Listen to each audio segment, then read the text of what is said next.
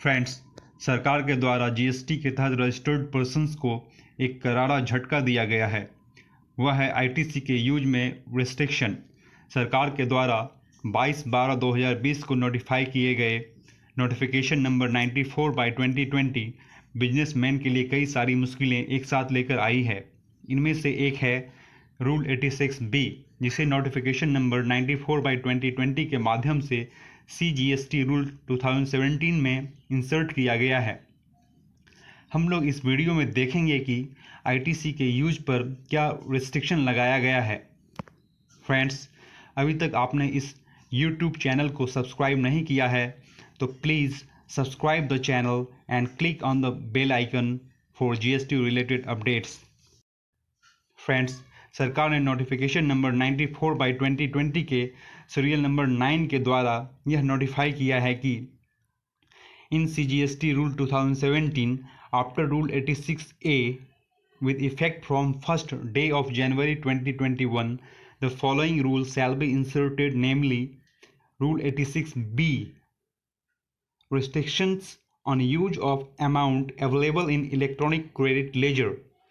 इसका मतलब यह है कि सरकार आईटीसी के यूज में रिस्ट्रिक्शन लगा दिया है और यह 1 जनवरी 2021 से इफ़ेक्टिव हो जाएगा। फर्दर हम देखते हैं कि 86B में क्या कहा गया है।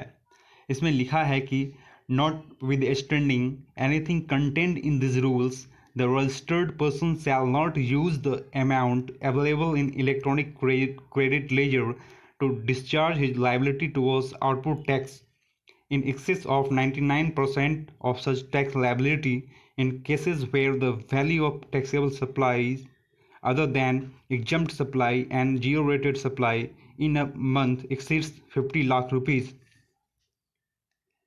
इसका मतलब दोस्तों यह है कि यदि आप एक्सपोर्टर नहीं हैं या जियो रेटेड सप्लाई नहीं करते हैं तो किसी महीने में आपका सप्लाई 50 लाख रुपए से एक्सीड करता है तो आपका जितना भी आउटपुट टैक्स लायबिलिटी बनता है उसका सेट ऑफ आपके पास अवेलेबल आईटीसी के साथ केवल 99% तक ही कर सकते हैं और आपको कम से कम 1% टैक्स कैश में पेड करना पड़ेगा।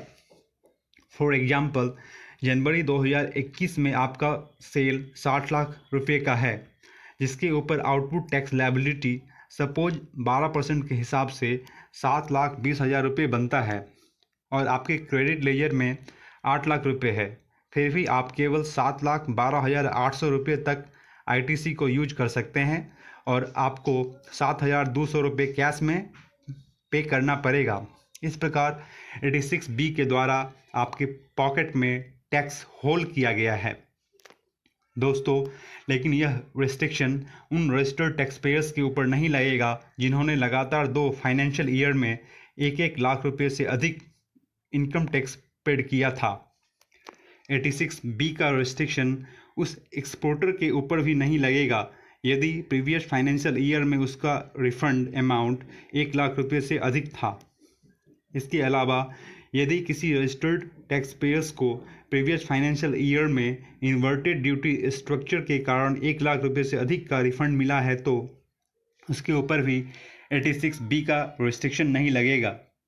इसके अलावा यदि कोई रजिस्टर्ड टैक्स पेयर्स ने करंट फाइनेंशियल ईयर के उस महीने तक जब से यह रिस्ट्रिक्शन इफेक्टिव हो रहा है अपने क्यूमुलेटिव टोटल टैक्स लायबिलिटी के 1% से अधिक टैक्स लायबिलिटी का पेमेंट कैश में किया है तो उसके ऊपर भी 86B का रिस्ट्रिक्शन नहीं लगेगा।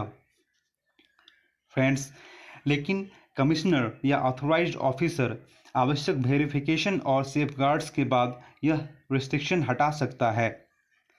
दोस्तों, हमारे विचार से वह रजिस्टर्ड टैक्स पेयर्स जिनका एनुअल टर्नओवर 6 करोड़ रुपये के भीतर है उन्हें 86B से घबराने की ज़रूरत नहीं है। यह 86B का रिस्ट्रिक्शंस बिग बिजनेस हाउसेज के ऊपर ज़्यादा इफ़ेक्टिव होगा। फ्रेंड्स, यदि आपको कोई डाउट्स हो तो कमेंट बॉक्स में लिखें, हम उसका रिप्लाई सुटेबल टाइम में कर देंगे। Friends, thank you for watching and subscribing.